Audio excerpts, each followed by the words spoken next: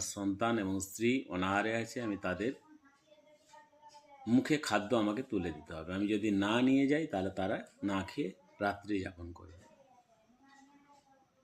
তখন দ্বিতীয় হরিণী বলে যে আমি আপনাকে কথা দিচ্ছি, আমি সঠিক সময়ে আমি ফিরে আসব। আমি ধর্ম পথে চলি এবং কোনো মিথ্যা কথা বলি না। তখন কাকুতি মিনতি করে ব্যাধকে বুঝিয়ে চলে যায়। প্রসঙ্গ কথা বলে রাখি, প্রথমবার যখন তীর ধনুক নিয়ে তীর এবং যখন গাছে উঠেছিল একটা লোটাই করে জল নিয়েই ওপরে উঠেছিল, যাতে জল তেষ্টা পেলে সে সেই জলটা পান করতে পারে। কিন্তু যখনই প্রথম হরিণটাকে প্রথম প্রহরে তীর নিক্ষেপ করতে উদ্যত হয়, তখন তার হাত থেকে কিছুটা জল গাছের তলায় পড়ে এবং কয়েকটা বেলপাতা খসে পড়ে। সেইখানে একটি শিবলিঙ্গ ছিল। সেই শিবলিঙ্গের মাথার উপরেই সেই কয়েকটি বেলপাতা এবং সেই জলটি পড়ে। দ্বিপ্রহরেও একই ঘটনা ঘটে। সেই যখনই সে তীর ধনুক নিয়ে উদ্যত হয়, হাতে থাকা সেই লোটাতে জল, কিছুটা জল সেখানে পড়ে এবং কয়েকটি বেলপাতা পড়ে। দ্বিপ্রহরে আরও একটি হরিণী আসে এবং সেও একই কথা বলে ব্যাধকে রাজি করিয়ে চলে যায়।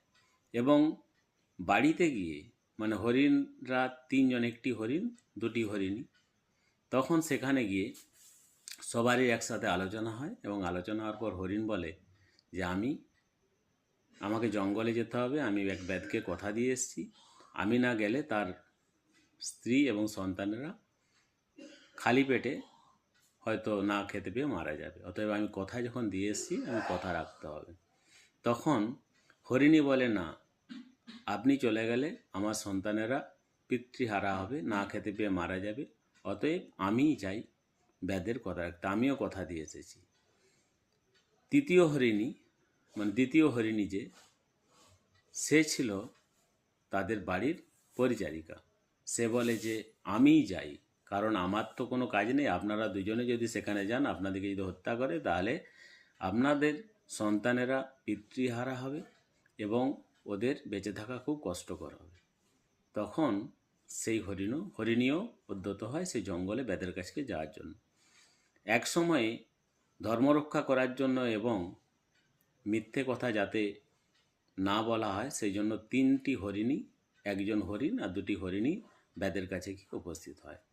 তখন ব্যাধ তাদেরকে দেখে তীর নিক্ষেপ করবে বলে আবার নড়ে চড়ে বসে। তখন রাত্রি 3 প্রহর, আবার সে তার লোটাতে